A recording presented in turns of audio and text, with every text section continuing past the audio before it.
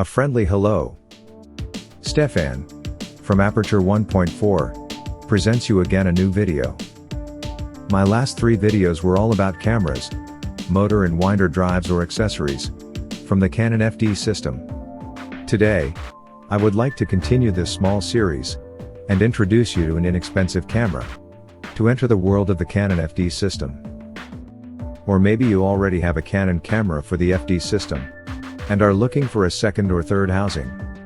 As you might have learned from my other videos, or by visiting my homepage aperture1.4.com, I use, with a few exceptions, aperture priority. I simply want to have full control over the depth of field, and this automatic offers the simpler workflow. That's why today I'm introducing you to the Canon AV-1, an easy-to-use camera that relies on aperture priority. Now I hope you enjoy the presentation of the camera. As always, I would be happy about a like, and every new subscriber to the channel is welcome. Canon writes about this model on its homepage Canon Camera Museum. Launched May 1979. Original price was 57,000 yen, with new FD 50mm f2. Although these cameras would cost more, cameras with automatic exposure control with shutter speed priority were important to Canon, because users could understand shutter speed settings more easily than aperture settings. However, in America and other overseas markets, 35mm cameras with aperture priority were in the majority. Overseas dealers also demanded an aperture priority model. Canon responded with the AV-1. With the appearance of this camera, a new type of FD lenses was also introduced. These lenses allowed instant mounting and dismounting. They are called NFD lenses. A low-cost FD lens, the 50mm f2, was made available for the AV-1. Now I will show you the operation of this camera in detail. The most important controls are located on the top of the camera.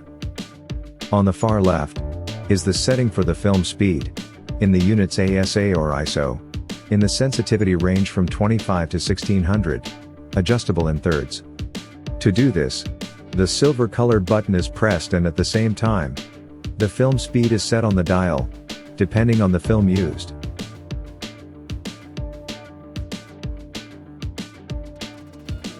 The black button is the battery check button.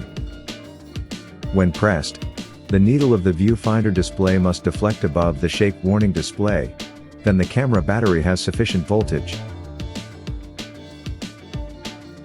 A more pronounced deflection indicates a higher battery voltage.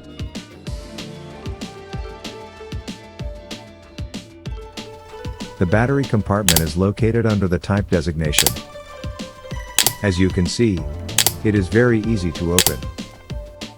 A short push down on the locking button is enough to open the battery door. The camera requires a 6V lithium, alkaline manganese, or silver oxide battery. These batteries are used in many Canon models.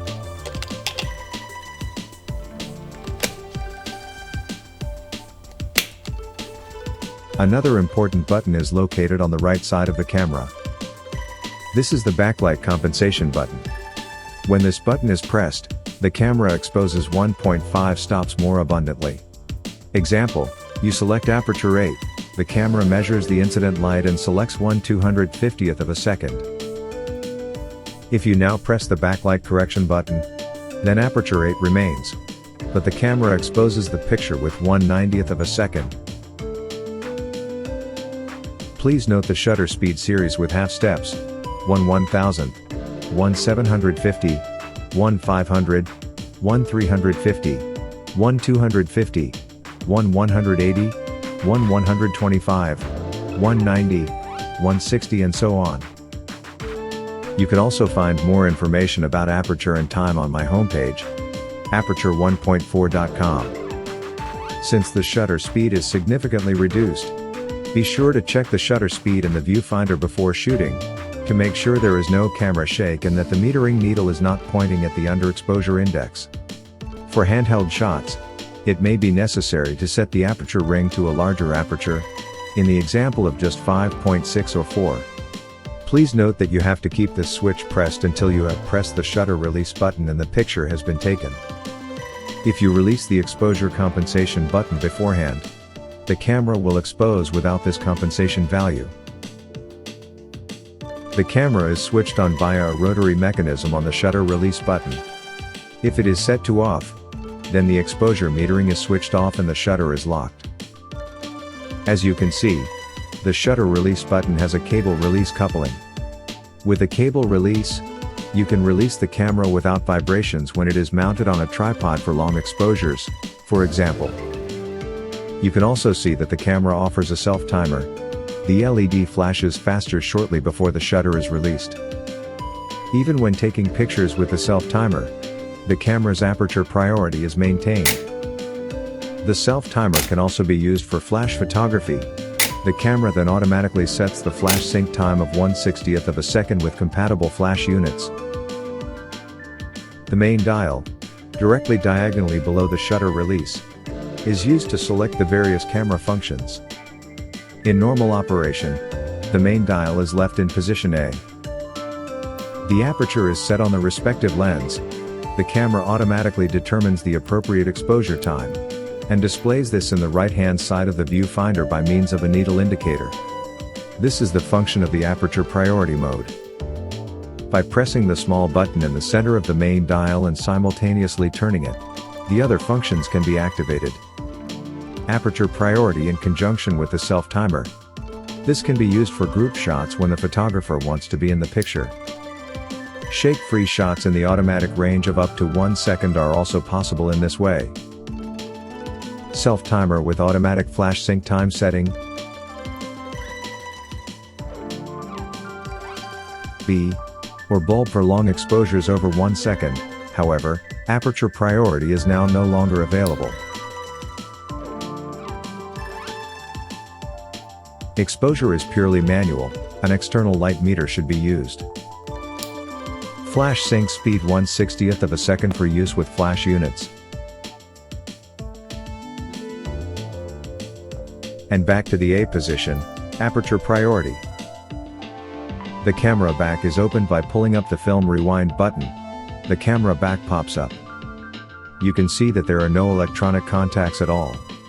So the film speed cannot be taken over automatically by the camera, even if your film has a DX code.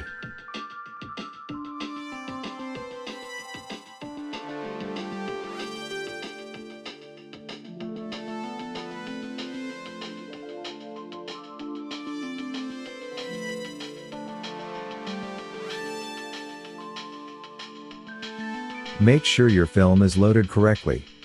Practice makes perfect. The film take-up spool must also rotate when the shutter is tightened and the film is transported at the same time. I always check the resistance using the film rewind crank. No resistance means the film is probably not loaded correctly. Be careful here, though, or you'll accidentally open the back of the camera. Transports the film to frame 0 or frame 1. Done. The adventure of analog photography can begin.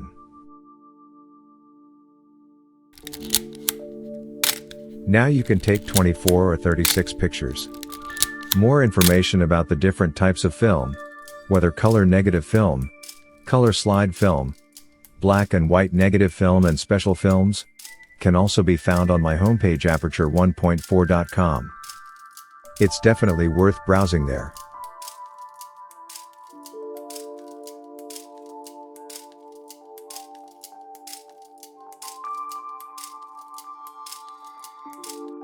After you feel a resistance in the film transport and have carefully tried the further transport without success, your film is exposed. Now you have to wind it back into the film cartridge so that it is protected from light. Rewinding is easy. A small black pin is pressed lightly on the underside of the camera. Now you can turn the rewind knob clockwise, until you feel no more resistance. Now the film is well protected in its film cartridge. To open the camera back, pull the film rewind knob up again and remove the film. Then take the film to a photo lab or photo store to be developed. Here you have the choice whether you want to get the same pictures from negative films with it. Of course, you can also have the film digitized directly. To finish the video, I'll show you the camera with the back open, the shutter open, and the lens aperture open and then closed. After that, there are some interesting slow motion shots of flash bulbs that I fired. These are no longer in use today. The electron flash began its triumphal procession in the 60s of the last century. I hope you enjoyed the video. See you next time. Stay healthy.